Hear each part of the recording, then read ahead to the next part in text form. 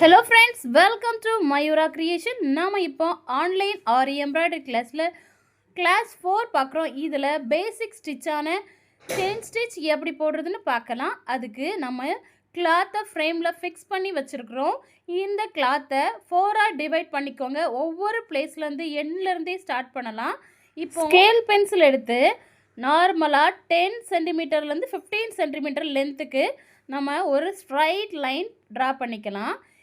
இப்போ நம்ம ஸ்டிச்சஸ் போடுறதுக்கு ஜரி த்ரெட் எடுத்துருக்கிறேன். இதில் நீங்கள் ப்ராக்டிஸ் பண்ணுறதா இருக்கும்போது நார்மல் மிஷின் த்ரெட்டு கூட நீங்கள் யூஸ் பண்ணிக்கலாம். அந்த த்ரெட்டு கட் ஆகும் அப்படின்னு நினச்சிங்கன்னா ஜரி த்ரெட் யூஸ் பண்ணுங்கள். ஜரி த்ரெட்டில் யூஸ் பண்ண வரலைன்னா நார்மல் மிஷின் த்ரெட்டில் நீங்கள் ஸ்டார்ட் பண்ணலாம். உங்களுக்கு எந்த த்ரெட்டு கம்ஃபர்டபுளாக இருக்கோ அந்த த்ரெட்டையே யூஸ் பண்ண ஸ்டார்ட் பண்ணுங்கள். இந்த ஜரி த்ரெட்டில் பாருங்கள், இப்போது அந்த எண்ணை பிடிச்சி இழுத்து பாருங்கள். இழுத்து பார்த்தீங்கன்னா அதில் ஜரி தனியாக அந்த உள்ளே இருக்க த்ரெட் தனியாக அப்படி டிஃப்ரெண்ட்டில் தெரியும். இந்த மாதிரி இருக்கிறது மட்டும்தான் நீங்கள் யூஸ் பண்ணணும். இதுதான் நல்லாயிருக்கும். மற்றபடி சரி மட்டும் அந்த ஷைனி கலரில் கோல்டன் கலரில் இருக்குல்ல, அது மட்டும் நீங்கள் யூஸ் பண்ணீங்க அப்படின்னா நீங்கள் வந்து நூல் சீக்கிரமாக அறுந்து போக சான்சஸ் இருக்குது. அதனால் பார்த்து செலக்ட் பண்ணி வாங்கிக்கோங்க.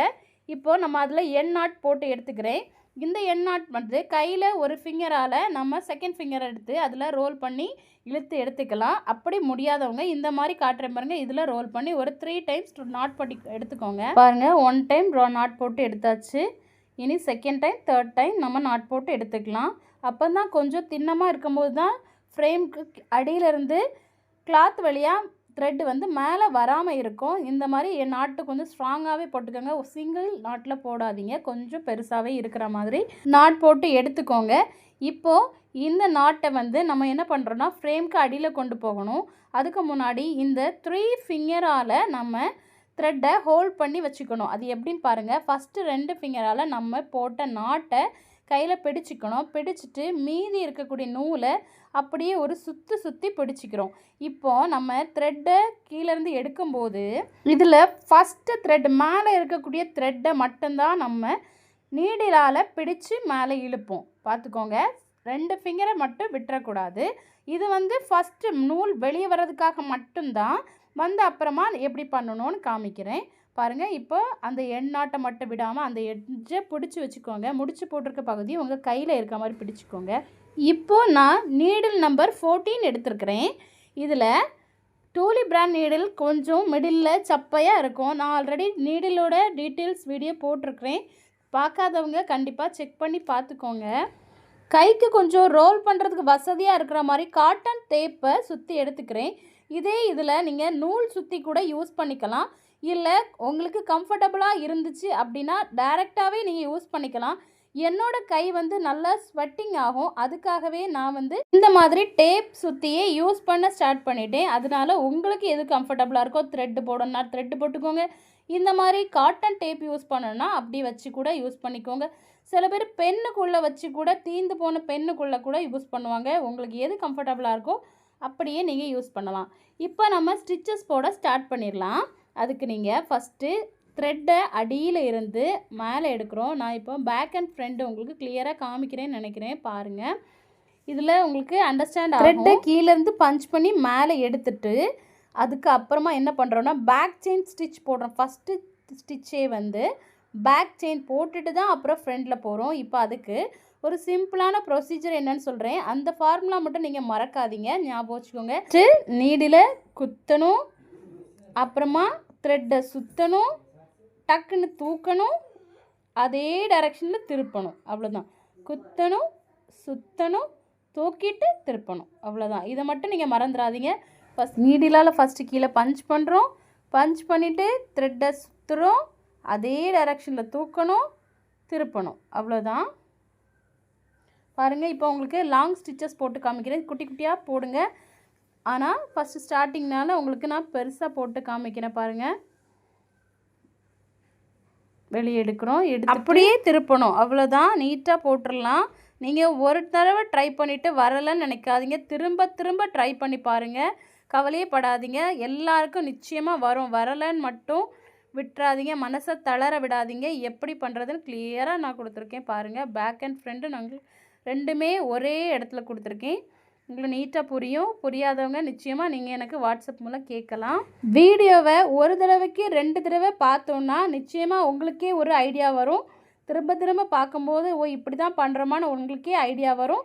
அதனால் கண்டிப்பாக ட்ரை பண்ணி போடுங்க. நான் ட்ரை பண்ணிட்டேன் போட்டுட்டேன் ஆனால் எனக்கு வரலை அப்படின்னு இருக்கவங்க தாராளமாக நீங்கள் வாட்ஸ்அப்பில் என்கிட்ட கேட்கலாம்.